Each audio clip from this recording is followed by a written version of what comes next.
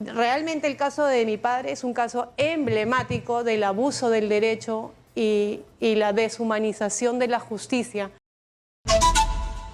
Está en nuestros estudios nuevamente, hace 2 semanas estuvo con nosotros Marieta Rivero, que ha asumido personalmente la defensa de su padre. Yo quisiera, Marieta, bienvenida, que comience por resumir para los que no te han visto en oportunidades anteriores, en un minuto, quién es tu padre y qué es lo que ustedes están reclamando. Bueno, mi padre es el general Juan Rivero Lazo, general en retiro del ejército peruano, que fue director de inteligencia en los años 91 y 92. Gracias a que ocupó este cargo, lo involucraron en algunos casos sobre derechos humanos. Bueno, como ya te he comentado en algunas oportunidades, estas acusaciones hacia él han sido completamente infundadas, pero finalmente, por el tema de la autoría mediata y esta figura forzada, igual lo han condenado. Él en este momento tiene 81 años, 22 años preso, de los cuales estuvo 12 años y medio preso sin ninguna sentencia. 12 años, ¿no? 12 años sin sentencia. Sí, 12 años y medio. En la cárcel. En la cárcel, con prisión preventiva, sin sentencia. Y bueno, le abrieron 7 procesos, de los cuales únicamente desde el año 2001 han concluido 3. Exitosa. Y los demás están con procesamiento, o sea, ya excedieron el plazo de procesamiento sin sentencia. O sea, en realidad los demás juicios ya son ilegales en este momento. Lo que estamos pidiendo en este momento es que mi padre pueda recobrar su libertad, ya que ya cumplió el total de la pena impuesta. Lamentablemente, por un capricho de la jueza de la aplicación penal, no quiso unificar las 2 únicas sentencias condenatorias que tiene. Que era lo que correspondía ¿no? Exacto, por el código con el que fue juzgado, ¿no? Exactamente, es la refundición de las penas, que es lo que a él le corresponde, que es lo que está en discusión en este momento. Y bueno, gracias a Dios ya está en la primera sala penal liquidadora de la Corte Superior de Justicia de Lima. Está en este momento la decisión en manos de la sala del doctor Víctor Andrés Lazarte Fernández, Erla Liliana Payahuaca Rojas y María del Rosario Niño Palomino, a quienes vengo desde aquí en calidad de hija a pedirles hagan justicia. Está en sus manos la vida de un ser humano ya de 81 años que ya cumplió la totalidad de la pena. Tiene 22 años de pena prisión efectiva, lo cual le corresponde ya, o sea, él ha cumplido en este momento 30 años de pena y la condena más alta que tiene es de 25 años.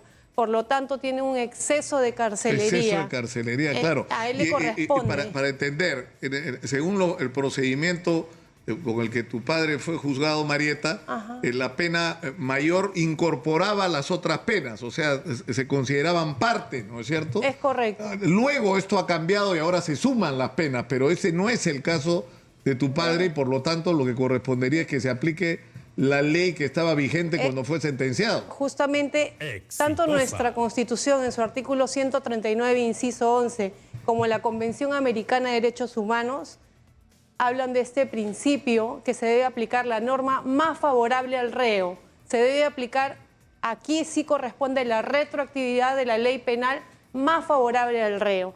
Y en el momento de la comisión de los hechos estaba vigente esta norma que se refundían las penas. Por lo tanto, a mi padre se le debe aplicar la refundición y si se le refundieran las penas, él ya podría recobrar su libertad. En este sentido, esta misma sala ya se ha pronunciado y ha fallado a favor de que se refundan, porque es lo que corresponde. O sea, ¿En otros casos lo ha hecho? Es correcto, y nosotros no estamos pidiendo nada excepcional ni nada, es simplemente el cumplimiento de la norma penal. Cualquier abogado, hasta un estudiante de primer año de Derecho sabe de este principio que se debe aplicar retroactivamente la norma más favorable al reo y le corresponde a mi padre que se le refundan. Por eso hago un llamado a la primera sala penal liquidadora. Está en sus manos, señores, no dejarse presionar por ideologías, ensañamientos contra militares que han luchado contra la subversión, porque ha habido todo un mecanismo para no dejar salir probado, para no dejar salir nunca con vida de la prisión a mi padre. Es por ello que se le aplicaron las prisiones preventivas una tras otra, con la única finalidad de no dejarlo salir en libertad. y ahora que ya le corresponde, porque ya pagó una pena, así no hay discusión acá, inocencia, culpabilidad. Acá estamos hablando si ya pagó o no pagó, de la aplicación del derecho.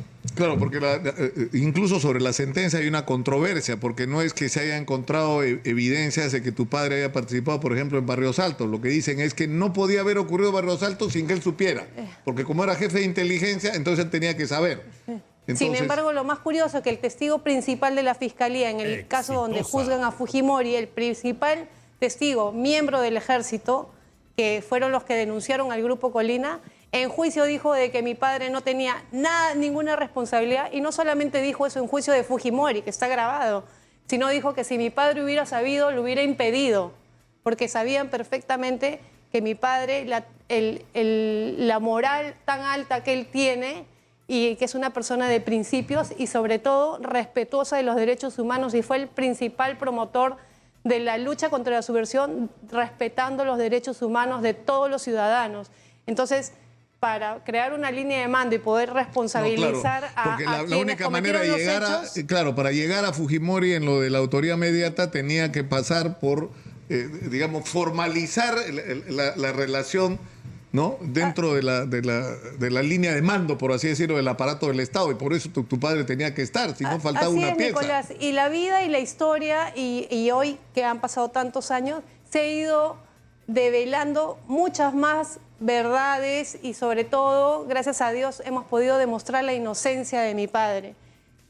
Pero acá lo que vengo a hablar sobre todo es apelar a la humanidad. Ahora, hay algo que me llama la atención, que es, ustedes presentaron, me acuerdo porque esto fue hace muchos años, cuando tu padre estaba con detención ilegal, porque estaba detenido ilegalmente, es decir, se supone que en el Perú nadie puede estar preso más de 36 meses preventivamente, sin sentencia.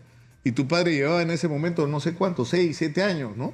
Ni siquiera se había llegado a los 12. Exacto. Y ustedes fueron a la Corte Interamericana de Derechos Humanos. Cuando tenía 7 años. Cuando era a los 7 años, me acuerdo. Prisión preventiva. Claro. Porque, ojo, ahora... Pero escúchame, desde ese momento han pasado 15 años. 15 años, que qué bueno, porque ahora que está en tela de juicio la actuar de la Comisión y de la Corte Interamericana, porque lamentablemente se evidencia que tienen cierto sesgo político y no resuelven y no hacen respetar los derechos humanos de todas las personas, como todos nosotros. Sí, claro, sin importar... Tienen el caso evidente de cómo se le ha aplicado se ha violentado los derechos humanos de mi padre, probado, con esas prisiones preventivas ilegales, procesos que no terminan, que tienen entre 18 a 20 años de procesamiento sin sentencia actualmente, en este momento, los demás procesos. Y la Comisión Interamericana ya admitió el caso de mi padre. El año 2019 nos manda una comunicación para que el Estado peruano llegue a un acuerdo con mi padre, y el Estado peruano no ha respondido hasta el momento, pero la Comisión dijo que en un plazo de 6 meses ellos iban a resolver el caso. Y no lo resuelven hasta el ahora. Momento nada. Yo también vuelvo a hacer un llamado a la Comisión y a la Corte. Te estás quejando, o sea, vas a reclamar a la Corte porque la justicia peruana actúa con lentitud, perjudicando los derechos humanos de los procesados, y la propia Corte tiene plazos que serían inaceptables. O sea, ¿dónde te quejas de las demoras de la Corte? Bueno, la Corte tiene en este momento en sus manos una oportunidad valiosa para demostrar que no tienen un sesgo político y que le hagan justicia a mi padre en cuanto cómo se le han violentado sus derechos humanos y lo violatorio que han sido todos sus procesos hasta la actualidad. Y entonces ellos deberían de resolver y sancionar al Estado peruano por la vulneración de los derechos humanos de mi padre, y demostrar de esta manera que no tienen ningún tipo de ideología, ningún sesgo, y que se aplique como, o sea, si ellos se constituyen como defensores de los derechos humanos, es para todos los seres humanos. Yo no sabía esto, que el 2019 habían notificado al Estado peruano para que llegue a un acuerdo amistoso, porque el decir que llegue a un acuerdo amistoso es reconocer razón de parte de tu padre en el reclamo, porque si no, no lo harían. Lo que pasa es que es evidente, no hay mucho más que probar, porque solamente es retrotraerse a cómo se le ha aplicado las normas. Y justo te escuchaba temprano hablar del tema de cómo se fue la persecución en la época de Toledo y todo, y la aplicación. En la época de Toledo se cambia la norma de 18 meses a 36 meses de prisión preventiva. Pero sin embargo, en esa época a mi padre no se le aplicó solamente 36 meses de prisión preventiva, a él se le duplicaron. Cuando ya se le estaba venciendo los 36 y nosotros decíamos ya le corresponde salir, no, los jueces decidían duplicar por una interpretación de la norma, porque si lees la norma, ellos han abusado de ese término y y iba caprichosamente... aumentando de 36 en 36. Así lo hicieron. Y en todos los juicios que ha tenido mi padre, en todos estos procesos que aún no terminan, en todos mi papá ha tenido 72 meses de prisión preventiva, por si acaso, y está documentado, porque están las fechas del inicio y el término de las prisiones preventivas. Entonces, realmente el caso de mi padre es un caso emblemático del abuso del derecho y la deshumanización de la justicia. Por eso que nuevamente, Nicolás, disculpa que insista, señores magistrados, señor Lazarte, señora Jayahuaca y señora Niño Palomino, tienen en sus manos la vida de un ser humano.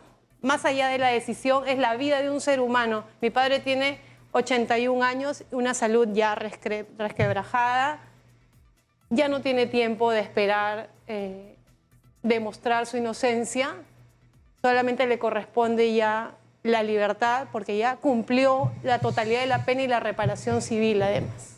Marieta, muchas gracias por estar con nosotros y yo espero sinceramente que el reclamo que están haciendo, que me parece sinceramente legítimo, porque hay que ser capaces, o sea, somos un país enfermo por el odio y la confrontación, y lo que tenemos que hacer es actuar con justicia y con humanidad, ¿no? Justicia y humanidad. Gracias por estar con nosotros. Gracias, Nicolás. Y tienes, tú sabes, Marieta, las puertas abiertas, tú y tu familia, para reclamar lo que consideren justo. Siempre será así.